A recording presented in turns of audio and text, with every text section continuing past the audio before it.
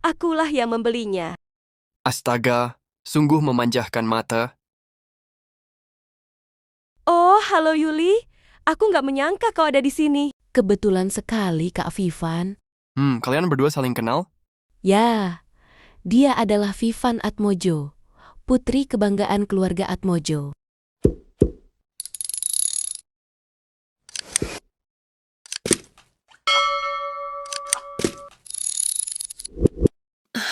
Keluarga Atmojo, salah satu dari 4 keluarga besar.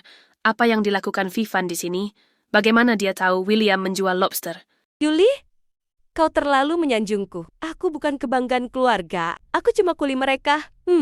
Ku dengar kakek Orlando lagi nggak sehat ya. Bagaimana keadaannya sekarang? Kondisinya sudah membaik. Terima kasih atas perhatiannya. Beneran sudah membaik? Wah, kalau begitu, itu kabar yang bagus. Pak William, berapa banyak lobster yang kau miliki? Aku ingin membelinya semua. Ini cek 10 juta rem. Kelebihannya aku serahkan kepadamu dulu. Aku mau mempertahankan kerjasama jangka panjang denganmu. 10 juta rem? Ini jumlah uang yang banyak. Nona Yuli pun terlihat kesal. Bagaimana kau bisa tahu aku menjual lobster?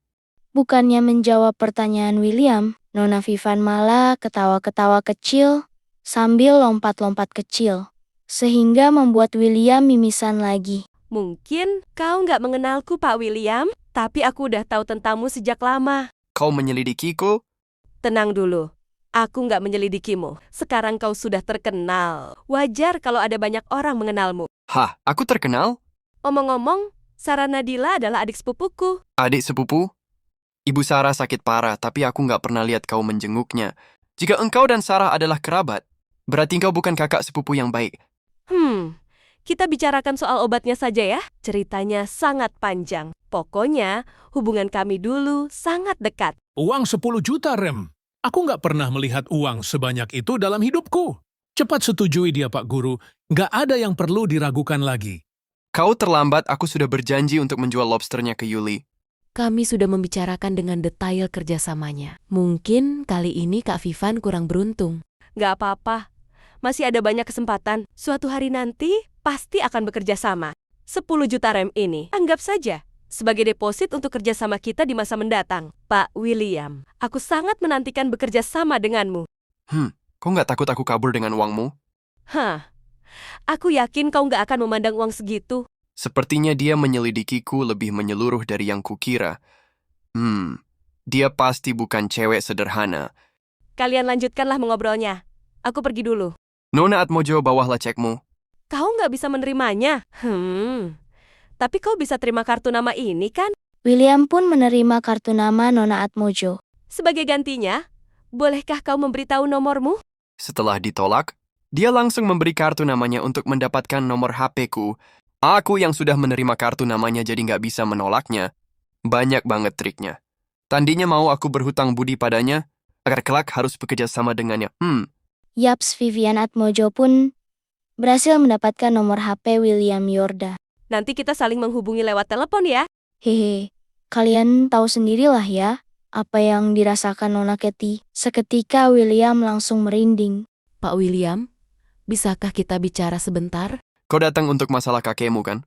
Aku harap kau bisa membantuku. Dulu aku emang membenci kakekmu. Udah setua itu masih saja berprasangka buruk terhadap orang lain. Yang lebih parahnya lagi, dia mempermalukan Ketty di depan orang lain. Aku sungguh nggak terima. Aku minta maaf padamu. Apakah kau tahu kenapa aku sengaja mematikan HP-ku? Karena aku nggak mau menyinggung beberapa orang. Orang yang berani mencoba membunuh kakekmu pasti bukan orang biasa. Aku nggak sanggup menyinggung orang-orang seperti itu. Selama kau mau membantuku, aku bisa menjamin keselamatanmu. Bagaimana caranya? Bagaimana bisa kau menjamin keselamatan orang lain? Bahkan kau nggak bisa menjamin keluargamu sendiri. Ada satu hal lagi, pil itu nggak seajaib itu. Fungsi utamanya hanya untuk mempertahankan nyawa pasien. Sekarang kakekmu sudah koma, jadi pil itu nggak berguna padanya. Jadi, kau nggak bisa membuatnya sadar. Apakah kau sangat kecewa? Kau sangat menyukai Nona Ketty? William pun terdiam. Pasti kau sudah tahu tentang hubungan kami. Aku berhutang terlalu banyak padanya. Sekarang aku berharap dia bisa hidup bahagia ke depannya. Jadi, kalau aku bisa menjamin keselamatan kalian, kau akan setuju untuk membantu kakekku? Kapan aku bilang begitu? Dia nggak kalah cerdas dari Vivian Atmojo. Keesokan harinya pun tiba, dan terlihatlah William yang hendak pulang ke kota Gemarang. William, kau yakin gak mau tinggal lebih lama? Iya, Guru. Kau juga belum singgah di rumahku. Kali ini aku datang, karena aku udah janji dengan Waynona. Dia nggak mau kau melaut lagi. Sekarang tujuanku sudah tercapai. Dengan adanya tambak udang ini, kau bisa menghasilkan uang dengan santai. Oh iya, aku sudah bilang pada kakek Lanster. Mulai ini kau akan dapat 100.000 rem dari keuntungan lobster setiap bulannya. 1 bulan 100.000 rem. Berarti 1 tahun jutaan rem. Aku akan jadi orang kaya. Terima kasih, Pak Guru. Kau pantas mendapatkannya. Ingat, selama aku nggak ada, kau harus menjaga kakek Lanster. Yang penting adalah, jangan biarkan dia melaut. Tenang saja. Aku sudah menghancurkan perahunya. Seperti apa yang kau suruh? Ternyata itu ulahmu. Akan kuhajar kau. Tadinya aku datang untuk menghindari orang-orang itu. Tapi sekarang kayaknya nggak bisa dihindari lagi. Hehehe, aku dengar kau mau membuka perusahaan. Kapan aku bisa menjadi pemegang saham? Dengan kemampuanmu mencari uang, aku pasti bisa jadi kaya. Karena kita teman, ayo cari uang bersama. Lihatlah dirimu, bukankah kau anak orang kaya? Aku akan membayar sewa rumahmu nanti, tapi jangan harap bisa mendapatkan saham dariku. Kenapa kau pelit banget padaku? Dasar pelit. Keesokan harinya pun tiba, dan terlihatlah Nona Katie yang sedang berbaring santai. Wah, rumah sendiri memang lebih nyaman. Kemarin kan sudah aku bilang, jangan ikut pergi, tapi kau nggak mendengarnya. Ayo kita diskusikan masalah perusahaan barunya. Apakah kau sudah punya ide? Oh iya, kau perlu merekrut orang untuk perusahaan barumu. Bagaimana kalau kau merekrutku? Merekrutmu? Kenapa? Nggak boleh? Kau jangan lupa, aku yang membuat perusahaan perdagangan Khalis menjadi besar. Emangnya kemampuanku nggak sesuai dengan kemauanmu? Hehehe, bukan begitu. Emangnya kau yakin mau bekerja denganku? Kau nggak menyambutku? Aku nggak perlu dapat saham. Aku hanya perlu dapat gaji. Dengan kemampuanmu, kau bisa mendapatkan kerjaan dimanapun, sedangkan aku nggak punya banyak modal maupun pengalaman. Bolehkah kau beritahu aku alasannya? Kakak, karena aku mau memahamimu. Setelah kata-kata itu keluar dari mulut Nona Katie, seketika membuat hati William terasa melayang-layang. Wah, jangan-jangan dia benar-benar jatuh cinta padaku. Dan tiba-tiba, ada yang menelpon William. Halo, siapa ini? Hehehe, ini aku, Dr. Watson. Astaga, kenapa rasanya aku nggak punya privasi sama sekali? Kenapa semua orang bisa mendapatkan nomor HP-ku? Karena ada hal penting yang ingin disampaikan oleh Dr. Watson. William pun bergegas pergi ke rumah Dr. Watson. Dan Sin pun berpindah ke ruangan tamu di dalam rumah Dr. Watson. Katakanlah, ada hal penting apa yang ingin kau katakan? Hal besar, hal yang sangat besar.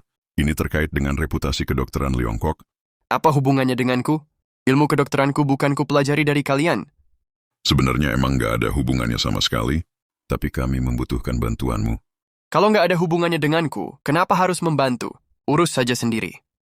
Tunggu kau belum mendengarkan apa masalahnya. Begini saja. Aku pergi memasak dulu, kita bicarakan sambil makan. Kalau kau bosan, kau boleh habiskan waktu di ruang bacaku saja. Kenapa rasanya seperti mau dijebak? Sudah coba lihat aja. Wah, bukunya banyak banget. Sebagian besar tentang kedokteran. Menjadi ahli memang nggak mudah. Apakah ada buku yang disembunyikan? William pun mengambil salah satu buku. Kitab bunga? Ini pasti bukan buku biasa. Isinya unik juga. William, makanannya sudah siap. Hari ini kau harus mencicipi masakanku. Pak Watson, ini buku apa? Itu aku beli dari pedagang kaki lima waktu kebetulan lewat. Kelihatannya seperti buku bela diri. Buku bela diri? Emangnya ada buku nggak jelas seperti itu? Dengan umurmu yang semakin tua, seharusnya kau lebih memperhatikan kesehatanmu demi kesehatanmu. Aku ambil buku ini. Itu nggak seperti apa yang kau pikirkan. Itu hanya buku bela diri palsu. Kau ambil saja jika kau mau. Halo? Oh, oke. Aku akan segera ke sana. Aku harus pergi ke rumah sakit. Ikutlah denganku. Kau mengenal pasiennya. Siapa? Sarah Madila. Sarah, dia kenapa? Dia terkena luka tembak dan wajahnya rusak parah. Kondisinya sangat buruk. Astaga, kok bisa begitu? Ayo kita pergi sekarang. Singkat cerita, mereka pun sampai di rumah sakit. Dan terlihatlah kepala kepolisian bernama Pak Haris. Pak Haris, apa yang terjadi? Dia terluka saat mengejar seorang pembunuh. Hari ini kami mendengar kabar, orang yang mencoba membunuh Peter Orlanda sedang bersembunyi di gedung apartemen. Sarah tertembak dan dia sedang dioperasi sekarang. Udah tahu orangnya bersenjata, kenapa nggak lebih berhati-hati? Kenapa gegabah banget? William, kau harus menyelamatkannya. Dia emang agak emosian, tapi dia adalah polisi yang bertanggung jawab. Dokter operasi pun keluar dari ruangan operasi. Maaf Pak, kami sudah berusaha sebaik mungkin. Dokter, kau harus menyelamatkannya. Aku sangat memahami perasaan kalian, tapi luka pasien sangat parah, peluru mengenai dada kanannya. Pak Haris dan rekan kerja Nona Sarah pun sangat sedih dan menyesali kejadian itu. Pak Watson, pikirkanlah cara lain. Orang yang tadi adalah salah satu dari dokter terbaik dari rumah sakit kami. Dia ahli dalam hal operasi. Kalau dia pun bilang nggak bisa diselamatkan, berarti... Hah, omong kosong. Kalau dia benar-benar hebat, mana mungkin dia nggak bisa menyelamatkan pasien? Aku harus melakukannya sendiri.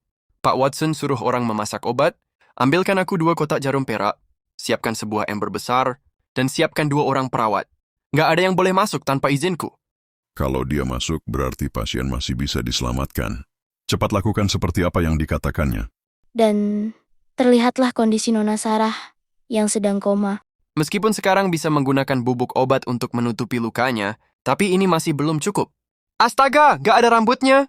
Aku dengar cewek seperti ini bisa membuat cowok menderita kalau si cowok nggak cukup kuat. Astaga, apa yang kupikirkan di saat-saat seperti ini? Fokus! Fokus! Aku harus fokus. Kalian berdua, angkat badan pasien ke dalam ember. Dada kanan pasien terluka. Kalau dimasukkan ke dalam ember, bukankah lukanya akan terkena air? Nggak apa-apa, pada bagian lukanya sudah aku kasih obat.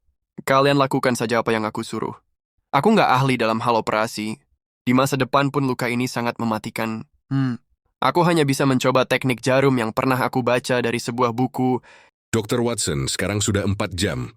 Kenapa nggak ada perkembangan apa-apa? Aku juga nggak tahu dia mau menggunakan cara apa. Sudahlah, kita tunggu saja dengan sabar. Tiba-tiba, Josh Orlanda pun datang. Pak Haris, ternyata kau benar-benar ada di rumah sakit. Mana pelakunya? Dia telah kabur. Kenapa kau mencariku, Josh Orlanda? Tentu saja untuk menanyakan pelakunya. Hah, kalian gak becus banget. Apakah cuma segitu kemampuan kalian? Kalian bisa melindungi siapa kalau begini? Kami juga sudah berusaha. Kami sudah beberapa hari nggak tidur demi kasus ini. Kapten kami juga terluka. Dan nyawanya masih terancam. Terancam? Lebih penting nyawanya atau nyawa kakekku? Pertanyaan macam apa itu? Nyawa kakekmu penting, tapi nyawa kapten kami juga penting. Siapa kau? Berapa nomor kodemu? Aku akan mengeluarkanmu dari kantor polisi besok. Hah, kau nggak berhak untuk mengatur orang-orangku. Haris Soraya, apakah kau mau kehilangan pekerjaanmu? Aku bisa saja membuatmu dipecat dalam 3 hari. Kau nggak berhak menentukan masalah pekerjaanku. Anak muda zaman sekarang mengecewakan banget. Dr. Watson, bagaimana kalau kau coba untuk masuk ke dalam ruang operasi? Nggak, William bilang siapapun nggak boleh masuk, kita tunggu saja di luar. William Yorda? Setahuku William di kota Gemarang yang bisa ilmu kedokteran hanya William Yorda. Sekarang dia di dalam ruang operasi. Terus kenapa? Kalau iya, apa yang mau kau lakukan? Hei, bawa William keluar. Suruh dia untuk memeriksa kakekku. Nggak boleh. Dia sedang mengobati pasien. Hal ini menyangkut nyawa. Kalian nggak boleh masuk. Nyawa kakekku lebih penting dari siapapun. Emangnya kalian sanggup menanggung akibatnya jika sampai terjadi sesuatu padanya? Karena Dr. Watson terus menghalangi, anak buah Josh Orlanda pun menghajarnya.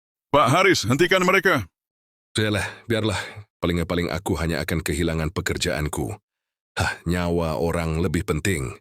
Dan akhirnya Pak Haris pun memberanikan diri untuk menghadang mereka dengan mengeluarkan pistol. Ya, walaupun hal ini bisa merusak pekerjaan mereka karena telah melawan salah satu keluarga besar. Beraninya kalian mengeluarkan pistol. Kalau memang berani, coba aja tembak. Aku nggak percaya kalian akan berani. Kau boleh mencoba melangkah ke ruangan operasi. Baiklah, segini dulu untuk Dewa Obat part 22-nya. Maaf jika masih banyak kekurangan saat menyampaikan cerita. Kalau teman-teman nggak pada sibuk, yuk keluarkan komentar terbaik kalian. Dan yang suka dengan kisah ini bisa bantu like video ini ya. Dan yang belum lihat part sebelumnya bisa lihat di bio atau di deskripsi video ini. Segitu dulu dari saya. See you next time.